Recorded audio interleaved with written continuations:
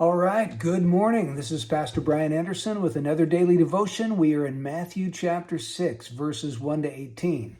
But before we get to Matthew 6, we have to recall that in Matthew 5, verse 20, Jesus said, "Unless your righteousness surpasses that of the scribes and the Pharisees, you will not enter into the kingdom of heaven."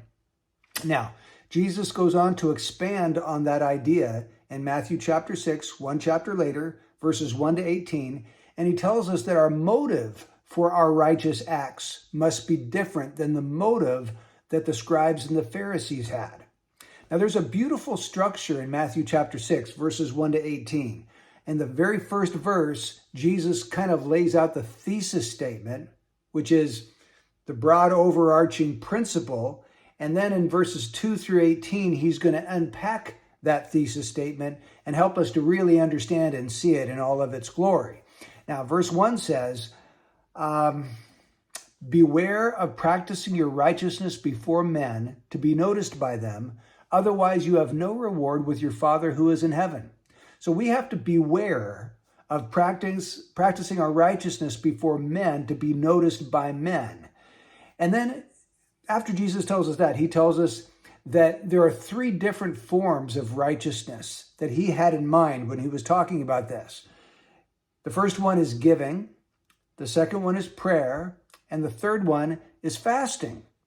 So we need to consider and ask ourselves, what really drives me to do the righteous things that I do? Is it so that other men will notice me? Or is it that God will notice me? If it's to be noticed by men, Jesus said, "I have no reward from my heavenly Father." It's gone. It's out the window. So we need to care about pleasing God so much that it won't matter at all whether anybody else on earth notices or not. So when you give to the church or to the poor or to missionary work, do you subtly hope that people will notice you writing out that check and dropping it in the offering plate? When you pray, do you hope that people realize how much you're really putting into prayer? Do you suddenly drop hints like, "Oh yeah, the other day I was praying for 30 minutes or for 45 minutes, and boy, my knees were getting sore."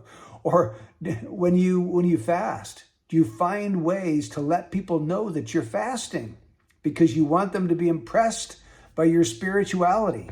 These are all things that Jesus would frown on, because they're all doing it to be noticed by men. And he's saying you can't do it to be noticed by men if you want a reward with your Father who is in heaven.